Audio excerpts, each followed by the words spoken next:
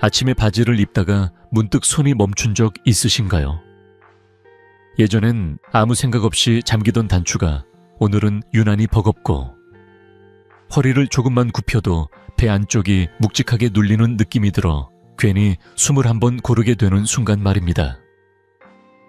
많은 분들이 이런 변화를 느끼며 이 나이에 배 나오는 건 어쩔 수 없지라고 스스로를 달래지만 저는 이 말로 오늘 이야기를 시작하지 않으려 합니다. 배는 나이가 남긴 흔적이 아니라 우리 몸이 가장 먼저 보내오는 조용한 신호이기 때문입니다. 눈에 띄지 않게, 아프지도 않게, 그러나 분명하게 변화를 알리는 경고 말입니다. 오늘 저는 그 신호를 어떻게 읽어야 하는지, 그리고 너무 늦지 않게 어떻게 방향을 바꿀 수 있는지에 대해 말씀드리려 합니다. 복잡한 치료나 힘든 운동 이야기가 아닙니다. 익숙한 식재료 하나로 몸이 다시 반응하기 시작하는 아주 현실적인 방법에 대한 이야기입니다. 단 5일이라는 짧은 시간 동안 올바르게만 실천해도 몸이 먼저 변화를 보여주기 시작하는 과정. 그 출발점에 대해 함께 살펴보려 합니다. 저는 이승호입니다. 의사로서 거의 50년에 가까운 시간을 진료실에서 보내왔고 지금도 85세의 나이에 환자들을 만나며 강의와 상담을 이어가고 있습니다. 그동안 제 손을 거쳐간 환자 수만 해도 수만 명에 이릅니다. 젊은 시절에는 새로운 치료법과 약물에 집중했지만 나이가 들수록 저는 한 가지 사실을 더 분명히 보게 되었습니다. 노년의 건강은 특별한 비법이 아니라 몸의 흐름을 다시 살리는 선택에서 갈린다는 점입니다. 특히 복부지방은 그 흐름이 무너졌다는 가장 분명한 신호였습니다. 얼마 전 진료실을 찾은 한 60대 후반의 여성 환자분이 떠오릅니다. 많이 드시지도 않고 일부러 살을 빼려고 애쓰셨지만 배만은 좀처럼 줄지 않았다고 하셨습니다. 바지는 점점 불편해지고 거울을 볼 때마다 자신감이 떨어지며 혹시 건강에 문제가 생긴 건 아닐지 밤마다 걱정이 앞섰다고 했습니다. 검사 수치가 당장 위험한 수준은 아니었지만 저는 그분의 생활과 식습관에서 분명한 방향 신호를 보았습니다. 그리고 그 신호는 충분히 되돌릴 수 있는 상태였습니다. 이 이야기를 드리는 이유는 단 하나입니다. 지금 이 영상을 보고 계신 여러분 역시 이미 몸이 보내는 신호 앞에 서 계실 가능성이 크기 때문입니다. 오늘부터 이어질 이야기는 겁을 주기 위한 것도 무언가를 강요하기 위한 것도 아닙니다. 다만 너무 오랫동안 당연하게 여겨왔던 복부의 변화가 사실은 충분히 달라질 수 있다는 가능성을 조심스럽게 그러나 분명하게 전해드리고 싶을 뿐입니다. 이제부터 그 이야기를 천천히 하나씩 풀어가 보겠습니다. 많은 분들이 이런 말을 하십니다. 예전에는 팔도 다리도 통통했는데 어느 순간부터는 팔은 가늘어지고 다리도 힘이 빠지는데 이상하게 배만은 그대로 남아있다고요. 살이 빠지긴 빠지는 것 같은데 꼭 배만 마지막까지 버티는 느낌이 든다고 말입니다. 이건 기분 탓도 의지가 약해서도 아닙니다. 나이가 들수록 복부 지방이 줄어들기 어려운 데에는 분명한 이유가 있습니다. 우선 우리가 흔히 말하는 살에는 두 가지가 있습니다. 하나는 손으로 잡히는 살, 바로 피하 지방입니다. 팔이나 허벅지를 잡았을 때 말랑하게 느껴지는 그 살이 여기에 해당합니다. 이 피하 지방은 움직이거나 식사량을 조금만 조절해도 비교적 반응이 빠른 편입니다. 그런데 문제는 눈에 잘 보이지 않는 또 하나의 살, 바로 내장 지방입니다. 이 지방은 장기와 장기 사이, 배 안쪽 깊숙한 곳에 숨어 있습니다. 손으로 만져지지도 않고 겉으로는 잘 느껴지지 않지만 실제로는 몸에 훨씬 큰 영향을 미치는 지방입니다. 나이가 들수록 이 내장 지방이 더 쉽게 쌓이고 더 잘 빠지지 않는 이유는 세 가지 흐름이 동시에 바뀌기 때문입니다. 첫 번째는 근육의 감소입니다. 특별히 운동을 하지 않아도 젊을 때는 몸이 스스로 에너지를 많이 소비합니다. 하지만 나이가 들면 자연스럽게 근육량이 줄어들고 그만큼 에너지를 태우는 힘도 약해집니다. 같은 양을 먹어도 예전보다 덜 쓰게 되는 몸으로 바뀌는 것이죠. 이때 남은 에너지는 가장 안전하다고 판단되는 곳, 바로 배 안쪽에 차곡차곡 저장됩니다. 두 번째는 호르몬의 변화입니다. 중년 이후에는 남녀를 막론하고 지방을 조절하던 호르몬의 균형이 조금씩 달라집니다. 이 변화는 눈에 띄게 나타나지 않지만 몸의 선택에는 큰 영향을 줍니다. 예전에는 팔다리에 분산되던 지방이 점점 복부 중심으로 모이게 되고 한번 쌓인 지방은 쉽게 빠지지 않으려는 성향을 띱니다. 그래서 체중은 크게 변하지 않는데 허리 둘레만 늘어나는 일이 생깁니다. 세 번째는 장의 움직임입니다. 이 부분은 많은 분들이 잘 인식하지 못합니다. 나이가 들수록 장의 운동은 느려지고 소화와 배출의 리듬도 둔해집니다. 그러면 장 안에 머무는 시간이 길어지고 그만큼 노폐물과 가스, 불필요한 찌꺼기가 쌓이기 쉬워집니다. 배가 더부룩하고 단단하게 느껴지는 이유도 여기에 있습니다. 이 상태가 반복되면 몸은 점점 복부를 중심으로 무게를 싣게 됩니다. 이렇게 근육, 호르몬, 장의 흐름이 동시에 변하면서 혈당이나 혈압, 중성지방 같은 수치들도 아주 조용히 영향을 받기 시작합니다. 갑자기 큰 병이 생기는 것이 아니라 어느 날 검사 결과를 보고 조금 높네요 라는 말을 듣게 되는 시기입니다. 이 변화는 공포를 느낄 필요는 없지만 무시해서도 안 되는 신호입니다. 몸이 지금의 방식으로는 버거워지고 있다는 뜻이기 때문입니다. 그래서 많은 분들이 선택하는 방법이 굶거나 갑자기 운동을 무리해서 하는 것입니다. 하지만 이 방식은 오히려 문제를 더 굳히는 경우가 많습니다.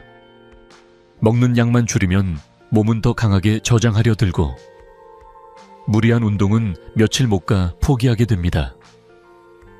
그러고 나면 역시 나는 안 되는구나 라는 생각만 남게 되죠.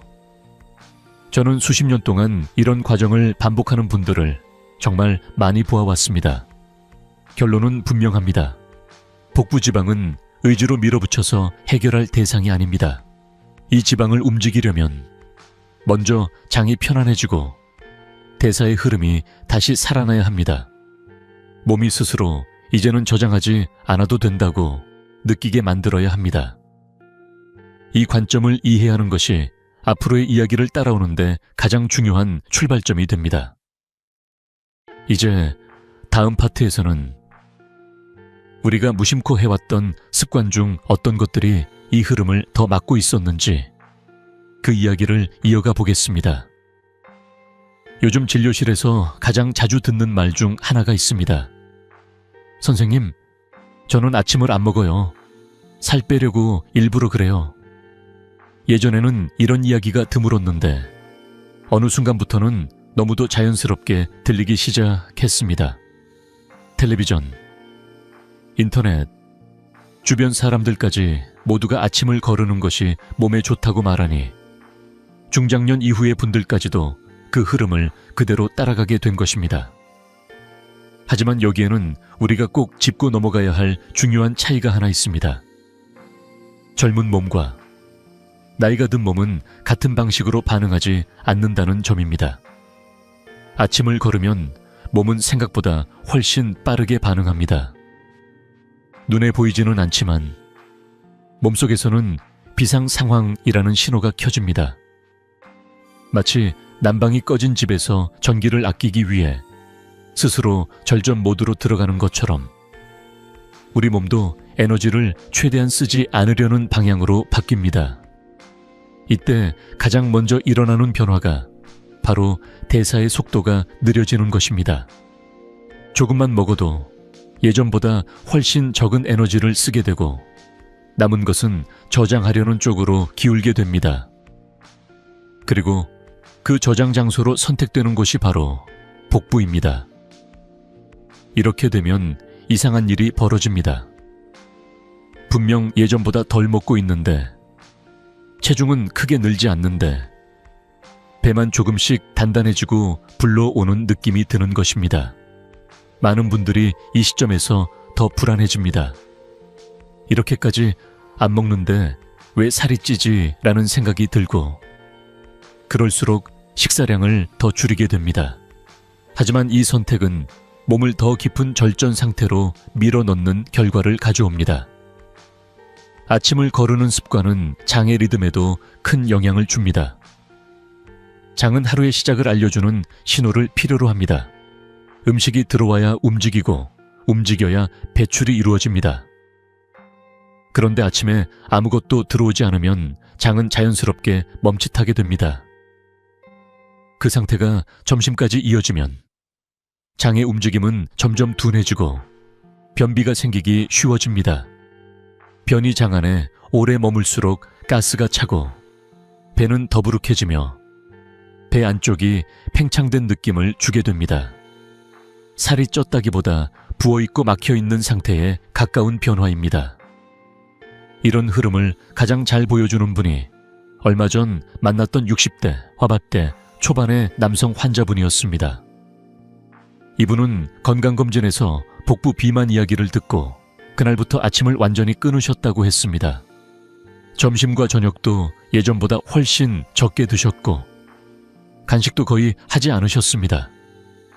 그런데 몇 달이 지나도 배는 줄지 않았고 오히려 변비가 심해지고 아랫배가 더 단단해졌다고 하셨습니다. 살을 빼려고 한 건데 몸이 더 무거워진 느낌이에요 라는 말이 아직도 기억에 남습니다. 이분의 문제는 의지가 부족해서가 아니었습니다. 오히려 너무 열심히 하신 것이 문제였습니다. 몸이 감당하기 어려운 방식으로 하루를 시작하다 보니 장은 제 역할을 잃고 대사는 점점 움츠러들었으며 그 결과가 고스란히 배로 나타난 것이었습니다.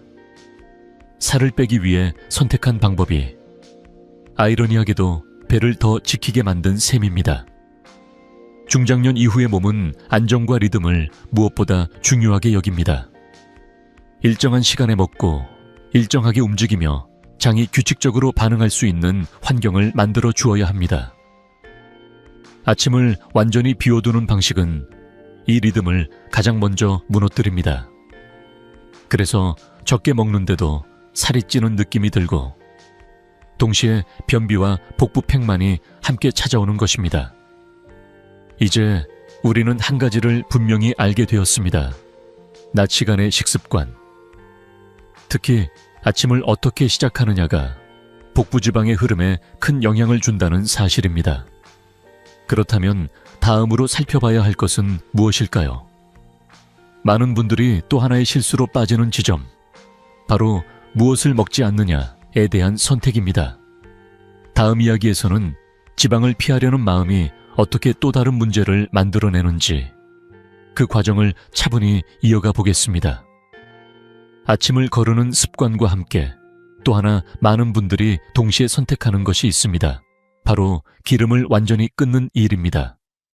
기름은 살찌는 거니까 나이 들면 기름기 줄여야 한다는 말이 너무 익숙하다 보니 밥상에서 기름 한 방울도 허용하지 않으려 애쓰는 분들을 자주 봅니다. 나물은 꼭 물에만 묻히고 고기는 눈에 보이는 기름을 모조리 떼어내고 국물 위에 뜬 기름은 숟가락으로 걷어내는 모습까지도 낯설지 않습니다. 살을 빼기 위한 노력이라는 점에서 그 마음은 충분히 이해됩니다. 하지만 이 선택이 장기적으로 어떤 결과를 만드는지는 생각보다 잘 알려져 있지 않습니다. 우리 몸은 기름을 단순히 열량으로만 사용하지 않습니다. 적당한 지방은 호르몬을 만들고 세포를 보호하고 몸의 균형을 유지하는 데 꼭 필요한 재료입니다. 그런데 이 지방이 식단에서 갑자기 사라지면 몸은 서서히 다른 신호를 보내기 시작합니다. 가장 먼저 나타나는 변화는 포만감의 감소입니다. 기름기가 거의 없는 식사는 먹는 순간에는 가볍게 느껴지지만 금세 허기가 돌아옵니다. 배는 분명히 찬 것 같은데 마음은 자꾸 뭔가를 더 찾게 됩니다. 이때 많은 분들이 스스로를 다그칩니다. 참아야지, 이 정도 배고픔은 견뎌야지 하고 말입니다. 하지만 몸은 그렇게 단순하지 않습니다. 포만감을 주는 신호가 부족해지면 뇌는 계속해서 음식 생각을 하게 만들고 결국 간식이나 야식으로 이어질 가능성이 높아집니다. 특히 저녁 시간이 되면 그 유혹은 더 커집니다. 낮 동안 충분한 에너지를 받지 못한 몸이 하루의 끝에서 한꺼번에 보상을 요구하는 것입니다. 이 과정에서 가장 억울한 결과가 나타납니다. 전체 식사량은 예전보다 줄었는데 배는 오히려 더 쉽게 불러옵니다. 이유는 간단합니다. 좋은 지방이 부족해지면 호르몬의 균형이 흐트러지고 몸은 안정감을 잃습니다. 안정감을 잃은 몸은 가장 안전하다고 느끼는 방식으로 반응합니다. 바로 에너지를 배 안쪽에 저장하는 것입니다. 지방을 피하려고 할수록 몸은 오히려 지방을 더 소중히 붙잡으려는 방향으로 움직이게 됩니다. 이런 모습을 저는 수없이 보아왔습니다. 한 70대 초반 여성 환자분은 나는 기름 한 방울도 안 먹는다고 자랑처럼 말씀하셨습니다. 실제로 식단을 살펴보니 거의 모든 음식이 담백함을 넘어 마른 느낌이었습니다. 그런데도 배는 줄지 않았고 오후만 되면 달달한 간식이 그렇게 당겼다고 하셨습니다. 결국 본인은 참는다고 참았지만 몸은 다른 방식으로 균형을 맞추고 있었던 셈입니다. 덜 먹는데 더 찌는 것 같은 느낌, 바로 이런 구조에서 만들어집니다. 기름을 적으로만 보는 인식은 중장년 이후에 몸을 오히려 더 불리한 상황으로 몰아갑니다. 중요한 것은 기름을 많이 먹느냐가 아니라 어떤 기름을 얼마나, 어떻게 먹느냐입니다. 이 균형이 무너지면 식욕은 불안정해지고 대사는 점점 예민해지며 복부는 그 모든 부담을 떠안게 됩니다. 그래서 나는 이렇게까지 조심하는데 왜 배가 안 빠질까라는 질문이 반복해서 나오게 되는 것입니다. 여기서 꼭 기억하셔야 할 점이 있습니다. 몸은 벌을 주듯 관리해야 하는 대상이 아니라 안심시켜야 움직이는 존재라는 사실입니다. 충분한 포만감, 안정된 호르몬 신호, 일정한 에너지 공급이 이루어질 때 몸은 비로소 저장 모드를 내려놓습니다. 기름을 완전히 끊는 선택은 이 안심의 조건을 하나씩 지워버리는 일이 될 수 있습니다. 이제 우리는 낮 시간 식습관에서 두 가지 중요한 실수를 살펴보았습니다. 하나는 아침을 비워두는 것이고 또 하나는 기름을 지나치게 두려워하는 선택입니다. 이 두 가지가 겹칠 때 몸은 점점 더 움츠러들고 복부는 더 단단해집니다. 그렇다면 하루의 마지막, 저녁 시간에는 어떤 일이 벌어지고 있을까요? 다음 이야기에서는 저녁 이후에 작은 습관들이 어떻게 복부 지방을 굳혀가는지 그 흐름을 이어서 살펴보겠습니다. 저녁 시간이 되면 하루의 긴장이 풀리면서 몸도 마음도 자연스럽게 느슨해집니다. 식사를 마치고 나면 이제 좀 쉬어야지 라는 생각이 들고 소파에 앉아 TV를 켜거나 잠깐 누워서 등을 기대는 장면은 너무도 익숙한 풍경입니다. 하루 종일 움직였으니 이 정도 휴식은 당연하다고 느끼고 누구도 그 행동을 문제라고 생각하지 않습니다. 하지만 바로 이 평범한 저녁의 습관이 복부 지방을 가장 조용히 키워가는 시간이라는 사실을 아는 분은 많지 않습니다. 저녁은 하루 중 몸의 대사가 가장 느려지는 시간대입니다. 해가 지고 어두워질수록 우리 몸은 자연스럽게 마무리 모드로 들어갑니다. 낮 동안 활발하던 에너지 사용은 점점 줄어들고 몸은 회복과 저장을 준비합니다. 이 흐름 자체는 아주 정상적인 생리 반응입니다. 문제는 이 시간대에 들어온 에너지를 우리가 어떻게 다루느냐에 있습니다. 저녁 식사를 하면 혈액은 소화를 돕기 위해 장 쪽으로 모이고 몸은 음식에서 얻은 에너지를 처리하기 시작합니다. 그런데 이때 바로 앉아서 쉬거나 눕게 되면 그 에너지를 사용할 기회가 거의 주어지지 않습니다. 움직임이 멈춘 상태에서는 에너지를 태울 길이 없기 때문입니다. 그럼 몸은 가장 안전한 선택을 합니다. 지금 쓰지 못한 에너지를 나중을 위해 저장하는 것입니다. 그리고 그 저장 장소로 가장 먼저 선택되는 곳이 바로 복부입니다. 많은 분들이 잠깐 쉬는 건데 뭐가 문제냐고 말씀하십니다.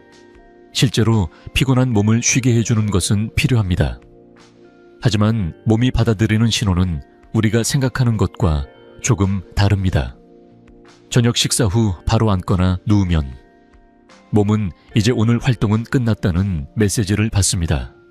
그러면 대사는 더 빠르게 속도를 늦추고 저장 모드로 깊이 들어갑니다. 이때 들어온 에너지는 거의 소비되지 않은 채 남게 되고 하루하루 쌓이면서 배 안쪽에 자리 잡게 됩니다. 이 습관이 무서운 이유는 특별히 많이 먹지 않아도 같은 결과를 만든다는 점입니다.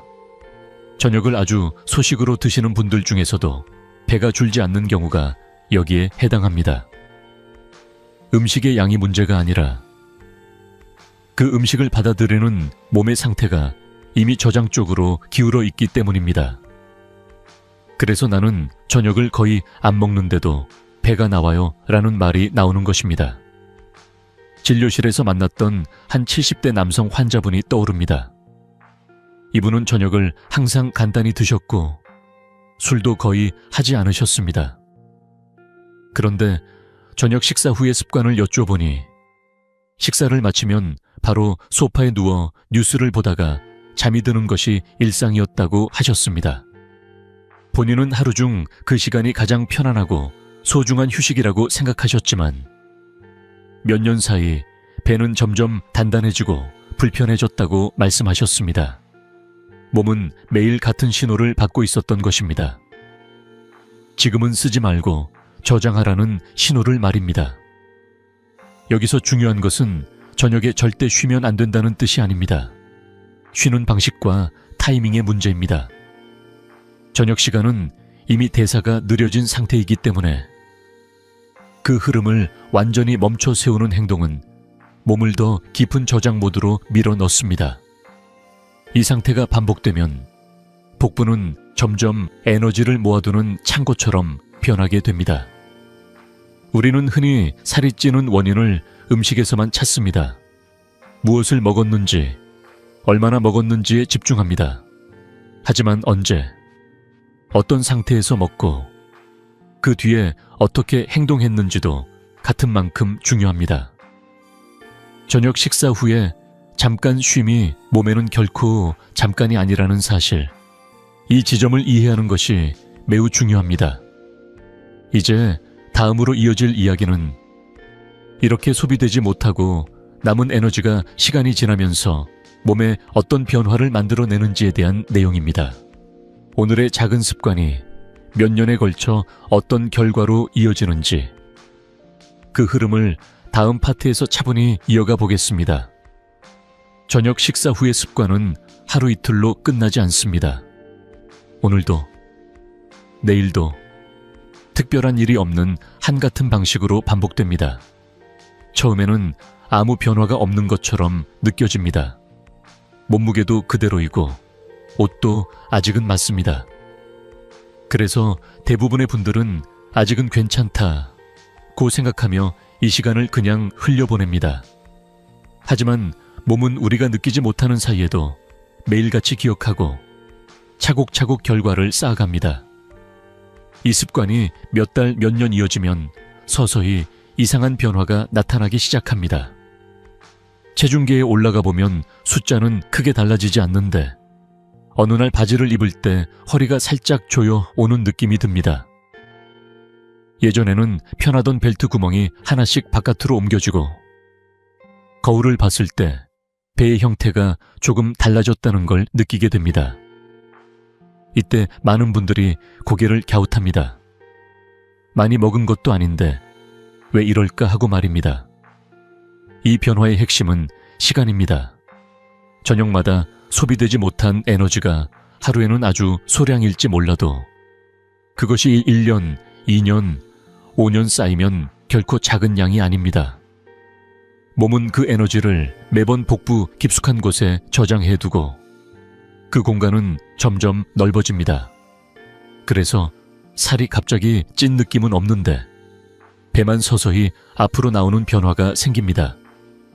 이때 축적되는 지방은 대부분 눈에 잘 띄지 않는 내장 지방입니다. 겉모습보다 먼저 몸 안쪽에서 자리를 잡기 때문에 더 늦게 알아차리게 됩니다. 이런 변화는 종종 나이가 들어서 그렇다는 말로 정리됩니다. 실제로 나이가 들수록 대사가 느려지는 것은 사실입니다. 하지만 중요한 점은 모든 사람이 같은 속도로 배가 나오는 것은 아니라는 사실입니다. 같은 나이여도 저녁 이후의 흐름을 다르게 관리한 사람들은 분명 다른 결과를 보입니다. 결국 차이를 만드는 것은 나이가 아니라 오랜 시간 반복된 선택입니다. 진료실에서 만난 한 60대 후반 여성 환자분은 이런 말씀을 하셨습니다. 선생님, 체중은 10년 전이랑 거의 똑같아요. 그런데 배만 이렇게 나왔어요. 검사 결과를 보면 급격한 이상은 없었지만 허리둘레와 복부 상태는 분명 예전과 달라져 있었습니다. 생활을 하나씩 살펴보니 저녁 식사 후 바로 쉬는 습관이 10년 넘게 이어져 왔고 그 시간 동안 몸은 한 번도 제대로 에너지를 써본 적이 없었습니다. 몸무게는 유지됐지만 몸의 배치는 완전히 달라진 상태였습니다. 이 단계에서 많은 분들이 좌절합니다. 이제 와서 뭘 해도 소용없겠지라고 생각하기도 합니다. 하지만 저는 이 지점에서 분명히 말씀드리고 싶습니다. 지금이라도 흐름을 바꾸면 늦지 않습니다. 복부 지방은 갑자기 생긴 것이 아니기 때문에 갑자기 사라지지는 않습니다. 하지만 몸은 생각보다 훨씬 빠르게 새로운 신호에 반응합니다. 특히 장과 대사가 다시 움직이기 시작하면 가장 먼저 변화를 보이는 곳이 바로 복부입니다. 중요한 것은 과거를 후회하는 것이 아니라 지금부터 어떤 선택을 하느냐입니다. 수년 동안 쌓인 결과도 방향을 바꾸면 서서히 되돌아가기 시작합니다. 몸은 나이를 따지기보다 현재의 환경과 신호에 더 민감하게 반응합니다. 그래서 오늘의 작은 변화가 앞으로의 몇 년을 전혀 다른 방향으로 이끌 수 있습니다. 이제 우리는 왜 복부 지방이 이렇게까지 단단해졌는지 그 흐름을 충분히 이해했습니다. 그렇다면 다음으로 필요한 것은 해결의 방향입니다. 무엇을 어떻게 바꾸어야 몸이 다시 움직이기 시작하는지 그 핵심적인 방법을 다음 파트에서 하나씩 풀어가 보겠습니다. 여기서부터는 왜 안 빠졌는지가 아니라 어떻게 빠지기 시작하는지에 대한 이야기입니다. 이제부터는 왜 안 빠졌는가가 아니라 무엇이 바뀌면 빠지기 시작하는가에 대한 이야기를 해보려 합니다. 여기서 제가 선택한 재료가 바로 양배추입니다. 양배추 이야기를 꺼내면 어떤 분들은 고개를 끄덕이고 또 어떤 분들은 그건 다 아는 거 아니냐고 생각하실지도 모릅니다. 하지만 제가 오늘 말씀드리고 싶은 양배추는 단순히 몸에 좋다는 채소 이야기가 아닙니다. 왜 수많은 음식 중에서 하필 양배추가 복부 지방의 흐름을 되돌리는데 핵심이 되는지에 대한 이야기입니다. 먼저 한 가지를 분명히 하고 싶습니다. 양배추가 지방을 직접 태워 없애주는 음식은 아닙니다. 특정 음식을 먹는다고 배가 갑자기 줄어드는 일은 거의 없습니다. 제가 양배추를 이야기하는 이유는 이 채소가 배를 줄이도록 몸의 환경을 바꾸는데 아주 중요한 역할을 하기 때문입니다. 즉, 배가 빠질 수밖에 없는 조건을 만들어주는 재료라는 점에 있습니다. 나이가 들수록 가장 먼저 약해지는 곳 중 하나가 바로 위와 장입니다. 젊을 때는 조금 무리해도 금세 회복되던 소화 기능이 어느 순간부터는 쉽게 더부룩해지고 속이 불편해지며 장의 움직임도 둔해집니다. 이 상태에서는 아무리 좋은 계획을 세워도 몸이 따라주지 않습니다. 여기서 양배추의 역할이 시작됩니다. 양배추에는 비타민 U라는 성분이 풍부하게 들어 있습니다. 이 성분은 위와 장의 점막을 부드럽게 보호해주는 역할을 합니다. 쉽게 말해 오랫동안 자극과 부담을 받아 거칠어진 속을 진정시키는 작용을 한다고 생각하시면 됩니다. 위와 장의 표면이 편안해지면 음식이 들어왔을 때 처리하는 과정도 훨씬 부드러워집니다.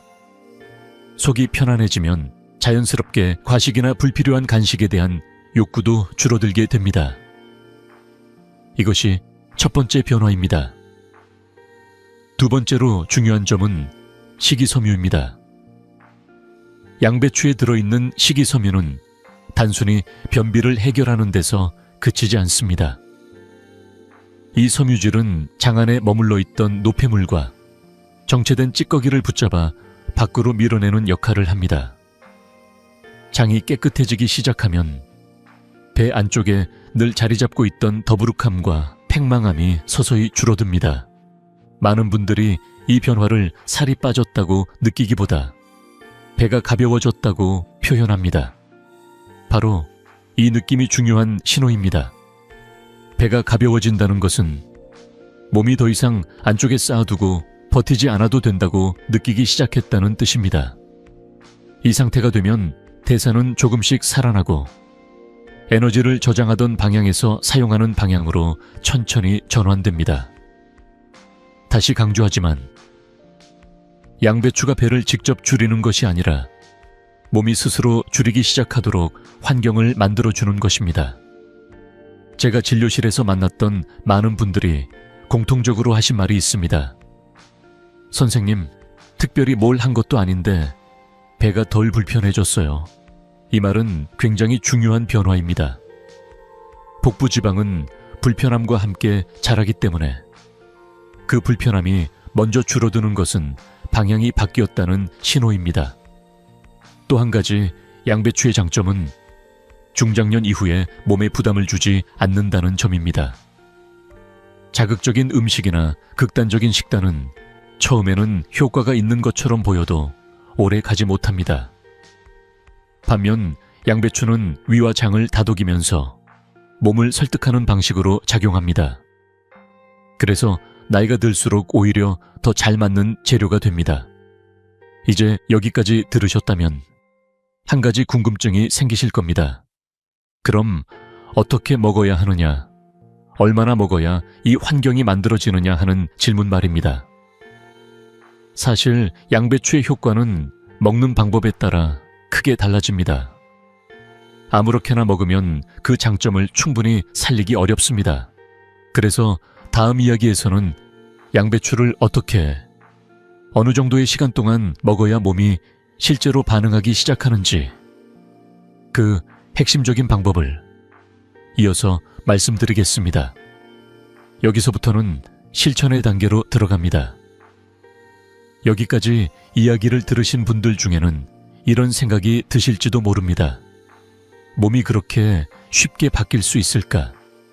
며칠 먹는 걸로 무슨 변화가 있겠어? 아주 자연스러운 의문입니다. 그래서 제가 굳이 5일이라는 시간을 말씀드리는 이유를 분명히 짚고 넘어가려 합니다. 이 5일은 기분 좋은 숫자도 마케팅을 위한 표현도 아닙니다. 장이 실제로 반응을 시작하는 데 필요한 최소한의 시간. 제가 수십 년 동안 환자들을 보며 반복해서 확인해온 현실적인 기준입니다. 장은 생각보다 느리지만 한번 방향을 잡으면 비교적 성실하게 반응하는 기관입니다. 다만 그 반응이 겉으로 바로 드러나지 않을 뿐입니다. 첫날, 둘째 날에는 눈에 띄는 변화가 거의 없습니다. 오히려 평소와 다른 느낌 때문에 괜히 시작했나 하는 생각이 들 수도 있습니다. 하지만 이 시점에서 이미 장 안에서는 작은 변화가 시작되고 있습니다. 그동안 정체돼 있던 흐름이 조금씩 움직이기 시작하는 단계입니다. 보통 이틀에서 사흘이 지나면 가장 먼저 나타나는 변화는 가스의 변화입니다. 배 안에 차있던 답답함이 조금씩 달라지고 더부룩함의 성격이 바뀌었다는 느낌을 받는 분들이 많습니다. 어떤 분들은 가스가 더 많이 나와서 당황하기도 합니다. 이때 많은 분들이 나한테 안 맞나 보다 하고 중간에 멈춥니다. 하지만 저는 이 반응을 전혀 다르게 봅니다. 이것은 실패의 신호가 아니라 장이 움직이기 시작했다는 신호입니다. 오래 쌓여있던 것들이 밀려 나오기 시작하면서 생기는 자연스러운 과정입니다. 사흘에서 나흘이 지나면 수분 저류가 서서히 줄어듭니다. 아침에 일어났을 때 얼굴이나 손이 덜 붓는 느낌, 바지를 입을 때 배가 전보다 조금 편안해진 느낌을 받는 분들이 이 시점에 늘어납니다. 체중계 숫자는 여전히 크게 변하지 않을 수 있습니다. 하지만 몸의 느낌은 분명히 달라지기 시작합니다. 이때 많은 분들이 살이 빠진 것 같지는 않은데 배가 가볍다고 표현하십니다. 바로 이 감각이 방향이 맞다는 가장 중요한 증거입니다. 그리고 다섯째 날 즈음이 되면 장은 새로운 리듬을 기억하기 시작합니다. 배변의 타이밍이 조금씩 일정해지고 식사 후에 불평함도 줄어듭니다. 이 시점에서 복부는 눈에 띄게 단단함을 내려놓기 시작합니다. 아직 배가 완전히 들어간 것은 아닐 수 있습니다. 하지만 분명히 전과는 다른 상태, 쌓기보다는 풀어내는 쪽으로 흐름이 바뀐 상태에 들어섭니다. 이 변화는 겉으로 크게 드러나지 않아도 몸 안에서는 아주 중요한 전환점입니다. 그래서 제가 늘 강조하는 것이 있습니다. 이 5일 동안은 중간에 멈추지 말아야 한다는 점입니다. 가장 흔한 실수가 이틀이나 사흘째에 나타나는 반응을 보고 포기하는 것입니다. 배가 조금 불편해지거나 가스가 차는 느낌이 들면 역시 안 맞아 라고 결론을 내리기 쉽습니다. 하지만 그 시점은 몸이 가장 열심히 방향을 바꾸고 있는 시기입니다. 마치 오랫동안 멈춰있던 방을 환기할 때 처음에 먼지가 날리는 것과 비슷하다고 생각하시면 됩니다. 먼지가 날린다고 다시 창문을 닫아버리면 공기는 결코 맑아지지 않습니다. 중요한 것은 몸이 보내는 초기 신호를 어떻게 해석하느냐입니다. 불편함이 곧 실패는 아닙니다. 오히려 아무 변화도 느껴지지 않는 것이 더 문제일 수 있습니다. 몸은 변화의 초입에서 반드시 신호를 보냅니다. 그 신호를 망가졌다고 받아들이느냐, 움직이기 시작했다고 받아들이느냐에 따라 결과는 완전히 달라집니다. 이 5일은 완성의 시간이 아니라 시작의 시간입니다. 이 기간을 지나면 몸은 스스로 이 흐름을 계속 이어가도 되겠다는 판단을 하기 시작합니다.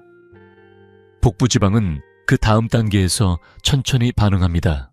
그래서 저는 늘 말씀드립니다. 5일만은 결과를 보려고 하지 말고 흐름을 만들겠다는 마음으로 지나가 보시라고 말입니다.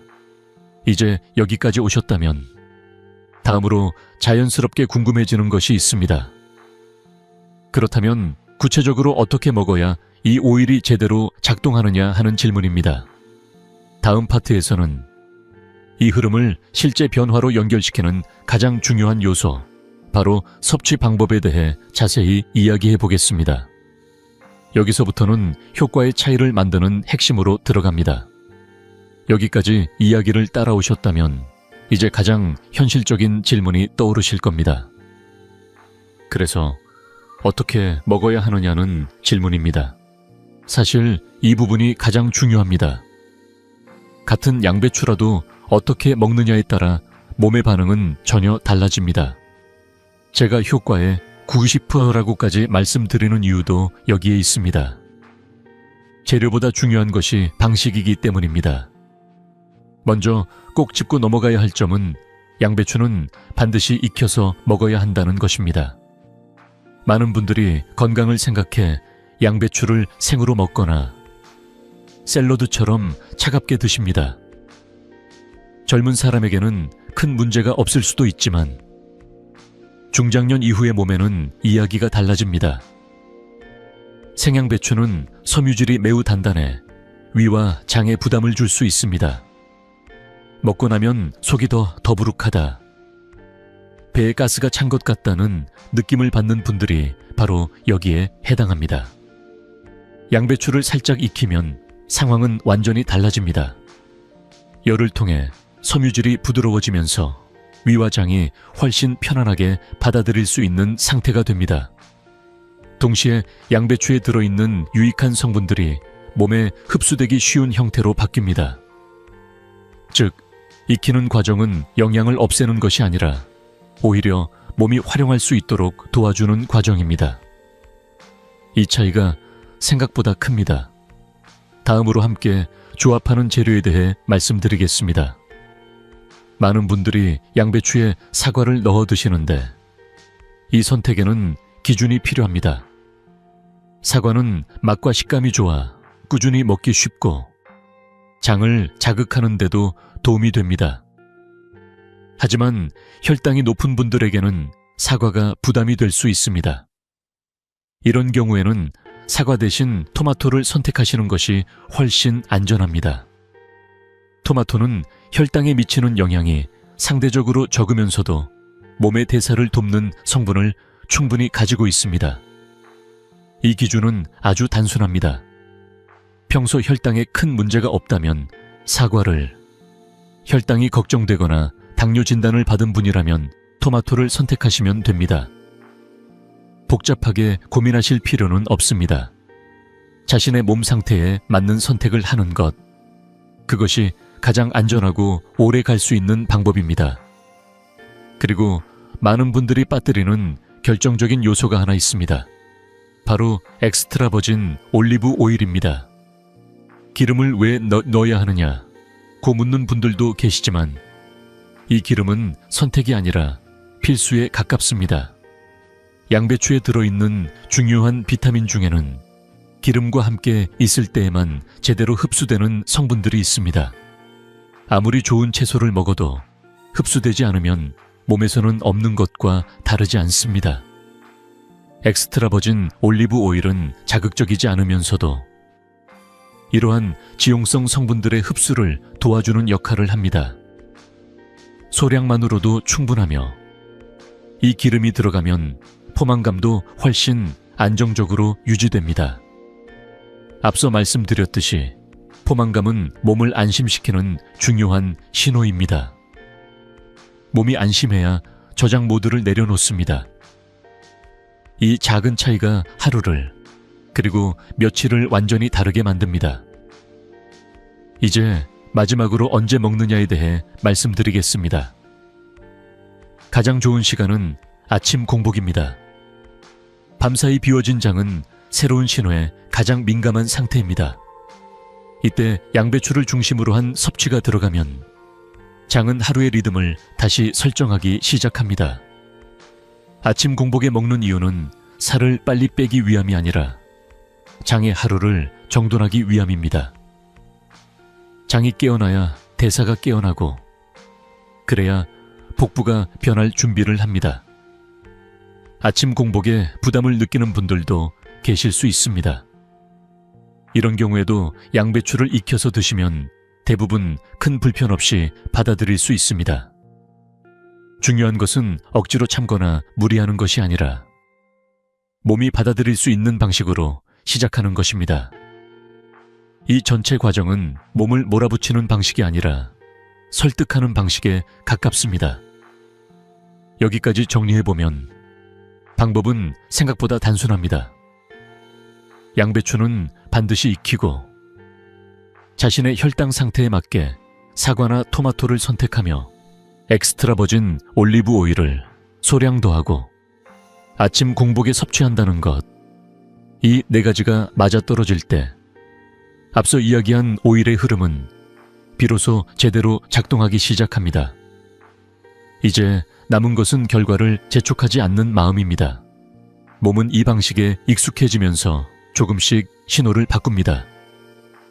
다음 이야기에서는 이 모든 내용을 다시 한번 정리하며 왜 이 방법이 부담 없이 오래 갈 수 있는 선택인지, 그리고 여러분이 무엇을 느끼게 될 수 있는지를 차분히 마무리해 보겠습니다. 여기까지 긴 이야기를 함께 들어주셔서 감사합니다. 오늘 제가 드리고 싶었던 메시지는 아주 단순합니다. 복부지방은 나이가 들면 어쩔 수 없이 따라오는 벌 같은 것이 아니라 오랜 시간 반복해온 생활의 결과라는 점입니다. 그래서 반대로 생각해보면 선택을 조금만 바꾸어도 몸은 언제든 다른 방향으로 반응할 준비가 되어 있다는 뜻이기도 합니다. 우리는 그동안 너무 많은 것을 참고 너무 많은 것을 끊으면서 몸을 다루어 왔습니다. 굶고 피하고 억지로 버티는 방식 말입니다. 하지만 오늘 이야기 속에서 보셨듯이 몸은 몰아붙일수록 움츠러들고 다독일수록 움직이기 시작합니다. 양배추라는 익숙한 재료가 의미 있는 이유도 바로 여기에 있습니다. 특별하지 않아서 부담이 없고 꾸준히 이어갈 수 있어서 몸을 설득할 수 있기 때문입니다. 다시 한번 정리해보면 복부가 변하기 시작하려면 먼저 장이 편안해져야 하고 대사의 흐름이 살아나야 합니다. 이를 위해 양배추를 올바르게 익혀 먹고 자신의 몸 상태에 맞게 사과나 토마토를 선택하며 소량의 올리브 오일로 흡수를 돕고 아침 공복이라는 시간을 활용하는 것, 그리고 무엇보다 중요한 것은 단 5일만이라도 중간에 멈추지 않고 흐름을 만들어 보는 것입니다. 이 5일은 완성의 시간이 아니라 몸이 방향을 기억하기 시작하는 출발선입니다. 지금 이 영상을 보시며 나도 한번 해볼까 라는 생각이 드셨다면 그걸로 충분합니다. 거창한 결심은 필요 없습니다. 오늘 장을 보면서 양배추 한 통을 집어드는 것, 내일 아침에 조금 일찍 일어나 준비해보는 것, 그 작은 행동이면 충분합니다. 몸은 생각보다 훨씬 성실하게 그 신호에 답해줍니다. 혹시 실천하면서 느낀 변화나 궁금한 점이 있다면 다음 영상에서도 함께 이야기 나눠보겠습니다. 여러분의 몸이 보내는 신호를 스스로 알아차리고 방향이 바뀌고 있구나 하고 느끼는 그 순간을 꼭 경험해 보시길 바랍니다. 오늘의 이 시간이 여러분의 일상에 작은 전환점이 되기를 바라며 저는 다음 이야기에서 다시 찾아뵙겠습니다. 항상 여러분의 건강한 하루를 응원합니다.